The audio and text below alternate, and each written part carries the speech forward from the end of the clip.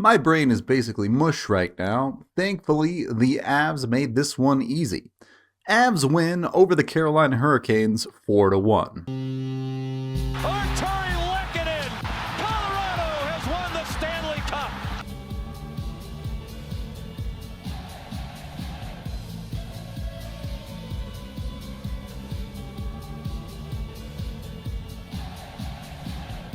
If I'm being honest, this was a pretty low-octane game. Not a ton going on either way. The Avs playing directly into Carolina's stalwart defense for most of the game, and on the other side, despite Carolina heavily winning in possession metrics and things like shot attempts, they actually ended up with less shots on goal than the Avs.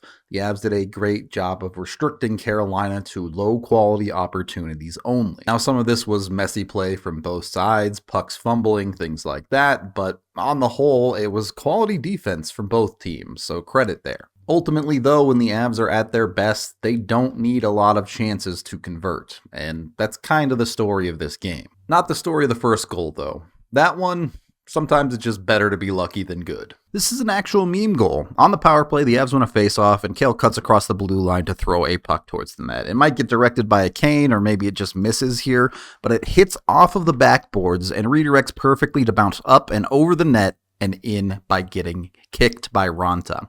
Here's the backside angle. You can see it. It gets shot wide, bounces up on a really weird knuckling bounce, just high enough to clear the crossbar to go in behind Raanta. Raanta, never able to tell where it is, wants to cover his net, kicks it directly in. Just madness. We're going to talk later in this video about how crazy good all of the Avs star players are. Sometimes they get free points with nonsense like that, though. Never apologize for your good fortune. You take it, and you take advantage of it. The Avs not only able to get that goal, but they're able to push their lead to 2 before the end of the first. This goal can be described with 2 phrases. First, Mikko strong. Goes into the corner with Dahan, probably commits an interference penalty, but just absolutely bodies him, and then bodies a second Kane as he controls the puck and will not be knocked off of it, even draws a penalty in the process. This chaos has created massive gaps in Carolina's coverage, and the second phrase you can use is Makar smart. Makar recognizes it, steps into the space, Mikko making the eye contact, seeing him come in here, just slides it across and gives Makar a clean lane all the way to the net. And these days, yeah, Makar is finishing those.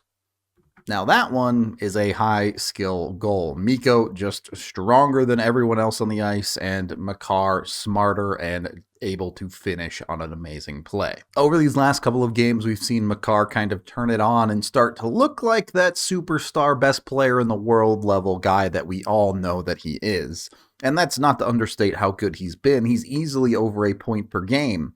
It's crazy that a point per game player is average or worse for Cale. Currently sitting on the second highest points per game of any defenseman in the league. Might not be long until he's number 1 in that category too. And that's all it takes. One lucky bounce and one quality opportunity created by your stars, and that was the game-winning goal in the first period of this hockey game. To reiterate the slow weirdness of this game, the second period shots were 10 for Colorado and 6 for Carolina. Despite Carolina possessing the puck more and pushing the play, they just didn't generate anything of quality. It was a game for the most part that got lost in the neutral zone. Particularly at 5-on-5, the vast majority of this game just had nothing going on. But the Avs do eventually make a critical mistake that does cost them their 1 goal in this hockey game. The Canes are currently gaining possession deep in their own zone here, and the player to watch is Josh Manson. As this puck comes forward and through, it's going to go cleanly onto Carolina's stick, and the Avs have 3 forwards down in beyond the hash marks. Josh Manson cannot pinch here. Just can't do it. It's a poor decision, but he does it anyway and gives up a 2-on-1 in the process. Erod does a good job. He nearly gets back into this play, but just doesn't quite make it all the way back, leaving only McDonald to defend. He can't cut off the pass, and Stahl finishes it. Just a bad pinch by Manson. It was really not a good night for Josh Manson in any way, shape, or form. A really tough game for him. It's just that, It's one bad game. It's not a big deal. The Avs don't have the defensive options to move away from a player struggling on any given night right now. So you live with it, you move on to the next one, and you don't worry about it too much for a player who struggled like that. And that was really it. Carolina never really felt that dangerous again, at least certainly while the game was close. And again, with the Avs' best players, it only takes one play. That's what happens early on in the third period, and the Avs secure their victory. Avs play a little bit YOLO here, but it works. A loose puck in the Avs zone is initially collected by Makar, but the Canes full sell out to try and win a puck battle back and keep it in the zone here. They end up losing that battle, but if they win it, the Avs could have been in trouble. Both Mikko and McKinnon are kind of just flying the zone here, not really taking any coverage. They're expecting the Avs to win. If they don't win it, they could have been in trouble. But the Avs do win it, and Taves smartly just chips this one out to the neutral zone, beating the fourth Kane in the zone, creating a 2-on-1 for the Avs.